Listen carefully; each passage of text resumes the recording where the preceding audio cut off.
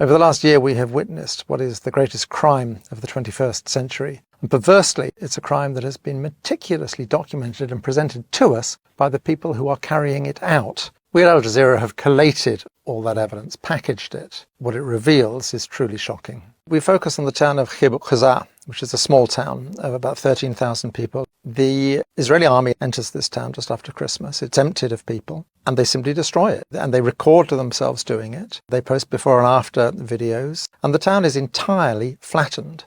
There is no precedent for this in the whole history of the Israeli army. We have become addicted to explosions.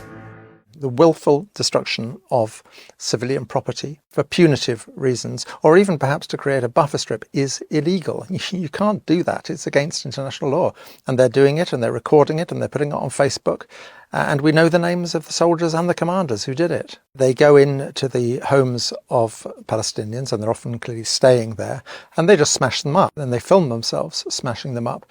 They also delight in going through women's underwear drawers, and this is a sort of recurring obsession. You have to see Israeli soldier videos in the context of the broader output of Israeli society. If you gave me a button to just erase Gaza, every single living being in Gaza would no longer be living tomorrow, I would press it in a second. I would press it right now. Give me that button and press it right now. There you go. And I think most Israelis would. There's an Israeli song called "This Was My Home." And what they would do is dress up as caricatures of obviously what they perceive Palestinians to be, being sung mockingly to people who no longer have homes. We're not looking at some sort of obscure subculture within Israeli society. This is mainstream Israeli society.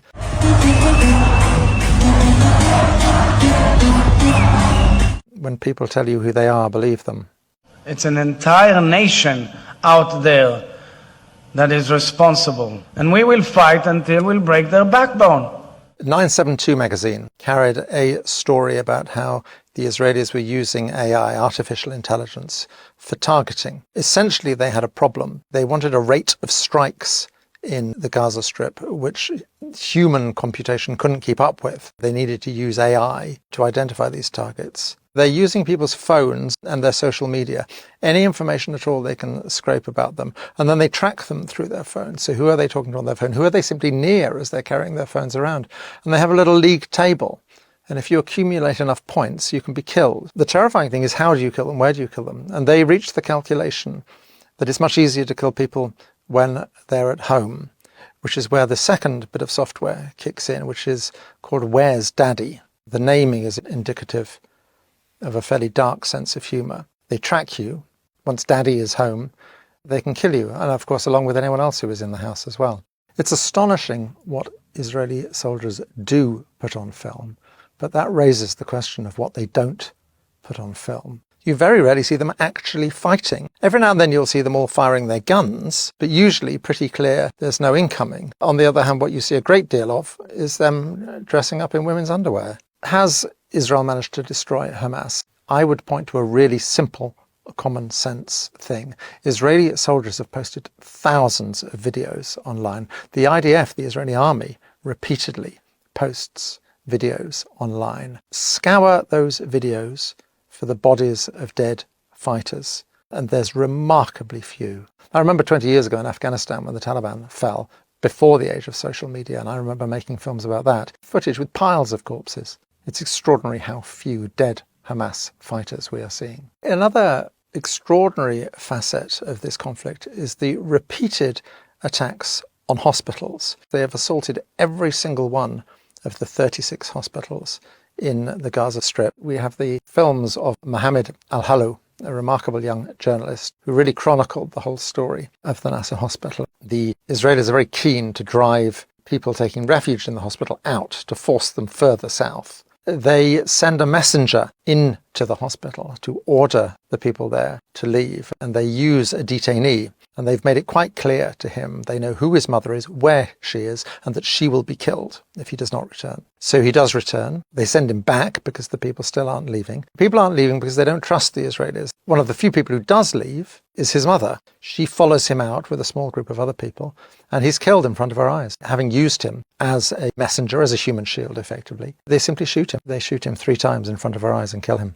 What is extraordinary about so many of the soldiers' videos is the sense of impunity they have. One particular video is the 202nd paratroopers. When they left Gaza, individuals within that unit put together a video. It's like a commemorative video, and it's edited and it's set to music and so on. It's been up on YouTube now for 6 months. It includes 3 men, separate incidents, men who are shot by snipers. They are putting up the killing of people who are clearly unarmed. And for soldiers to post this in their own names shows a sense that they simply don't have to account for their actions at all. Deaths by snipers are very common in the Gaza Strip, and it's not just adult men. There's a particular shot of a child, a young boy, who was shot at the gates of the Nasser hospital. It's then too dangerous to collect the body. If you're a sniper, you know who you're shooting. You've got very good sights and you know perfectly well what you're looking at. Mohammed al-Helou, he is almost killed numerous times. One of the occasions is he's shot. He's wearing a flak jacket.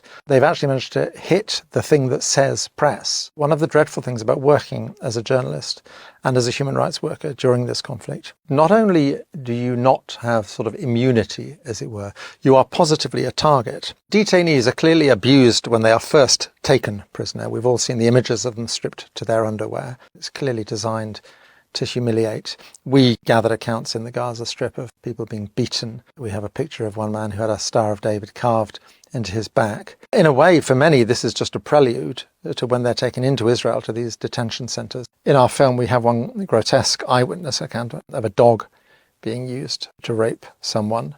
لفجأة جردوه من ملابسه السفلية. إجا كابتن كان موجود، إجا زي وضع مادة، إشي حاجة إشي يعني على مؤخرة الشاب، وأطلقوا كان في كلب موجود، أطلقوا عليه الكلب. كلب هذا يعني كيف أقول لك؟ مش مارس الجنس، اغتصب الشاب، اغتصبوه في معنى الكلمة. UN report at the end of June identified 53 individuals who have been killed in Israeli detention. There's a report on Israel's Channel 13 broadcasting to the world, advertising the fact, celebrating the fact that these men spend 24 hours in complete darkness with a single hole for a toilet, in handcuffs, chained together with leg cuffs. The whole focus of the report is clearly the Israeli public, and what they're trying to stress is how badly these people are being treated, because clearly the political issue within Israel is whether they're not being treated badly enough. של אינוס, בעצור כפות, זה לא מעניין אותך? בגדול, עוד פעם, זה מעניין לי את העכוז מה עשו לאיש חמאס הזה. אני כל הזמן זוכר, קודם כל, הדבר היחיד שמבחינתי הוא בעיה פה, זה שזו לא איזושהי מדיניות מוסדרת של המדינה להתעלל בעצירים. כי בגדול, זה גם, קודם כל מגיע להם, וזה אחלה נקמה שאנחנו צריכים לתת להם. ודבר שני, אולי זה גם ישמש אותנו קצת יותר כהרתעה. No one can hide here. No one can pretend they didn't know what was happening, because the Israelis were shouting it in our faces. The double standards of Western media, of Western politicians, are just breathtaking. I mean, you just have to look at David Lammy and Keir Starmer's response to the Iranian attack on Israel, which didn't actually kill anyone. I utterly condemn this attempt by the Iranian regime to harm innocent Israelis. And they were straight to the lectern condemning it in a way that they have not condemned the Israelis, who have killed over 40,000 people. It's quite clear that the lives of one group of people are worth more than the lives of another group of people.